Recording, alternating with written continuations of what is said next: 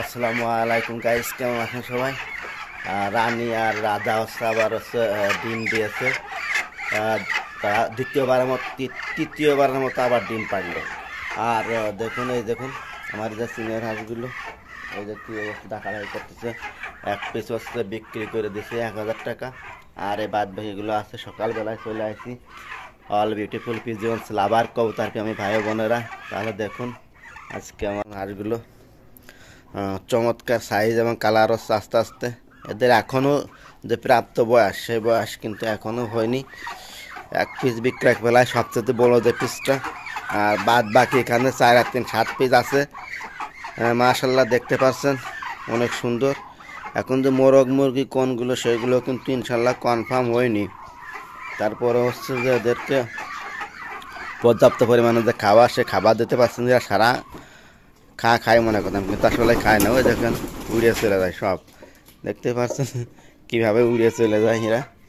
এই যে দেখুন, যা দেখ, এটা কি নর না মাঝে বোঝাই যায় না। এরা উঠতে পারে, অনেক উড়া ওড়ে। দেখুন, এরা উঠতে পারে, অনেক সুন্দর উড়া ওড়ে, ঠিক আছে। যাই হোক, হাঁসগুলো কিন্তু এখন বিক্রয় করে দেবো। আর কবুতরের যে ডিম পাড়িছে সেটাই দেখাবো, এবং কবুতরের খাবার দেবো। কবুতরের খাবারটা ফুরিয়ে গেছে। বিসমিল্লাহির রহমানির রহিম। এখন ঘরের ভিতর যাবো এবং কবুতরের যে খাবার দেবো সেইটাই আপনাদের দেখানোর চেষ্টা করবো। আর দেখুন কবুতরগুলো সব এক লাইনে আছে, এখন আমাদের খাবার দিতে হবে। ওই যে দেখুন ডিম পেড়ে যাচ্ছে। এত বড় একটা ডিম পাড়ে যে এইরকম বুড়ো বুড়ো সাইজের যে ডিম, সেই ডিমটাই পাড়ে, কিন্তু এই কালারটাই এখানে এরাও ডিম পেড়ে আছে। এর বাচ্চা ফুটে দেবে না দু একদিনের ভিতরে, খাবার দিয়ে দিই। যাই হোক, কিন্তু আমার এই কবুতর একটা বিষয়, ছোলা খাচ্ছে না, এইটা হচ্ছে বিষয়। আহ আহ আহ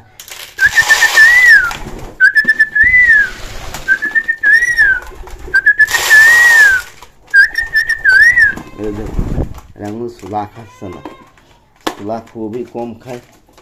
কারণ এটাই বুঝতে পারছি না যে ছোলা খাচ্ছে না কেন। এবং আপনাকে দেখা সেটা কথা, যে ডিমটা দেখুন কত বড়, অনেক বড় সাইজের ডিম, সেই ডিমটা। এই দেখুন কবুতরগুলো মেন বিষয় হচ্ছে যে এরা দুষ্টু হয়ে গেছে, খালি একটা একটা দাবড়া দাবড়ি করে। এরা এই দেখুন খাবার খেতে গেলে অনেকে ঠোকাঠুকি করে। আর এই যে বাচ্চা দুটোরও ঠুকায়, বাচ্চা দুটোও কিন্তু অনেক বড় হয়ে গেছে। আর কিন্তু ঘরটা অনেক নোংরা হয়ে গেছে, আমি আজকে দেখি ঘরটা পরিষ্কার করব।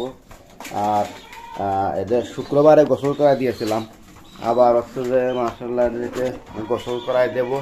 এবং যে মিস্ত্রি টাকা দিয়েছিলাম সে আমার হচ্ছে ঘর বানায় দিই নেই। এখন আমার হচ্ছে অন্য মিস্ত্রি ঠিক করে ঘর বানাতে হবে। দেখুন খালি যে ঠোয়াঠুই করে। এখন হচ্ছে যার একটা মুরগি আমার কিনতে হবে দেখতেছি। আর বাচ্চা যে বিষয়, বাচ্চা আমার আনতে হবে আর এক জোড়া।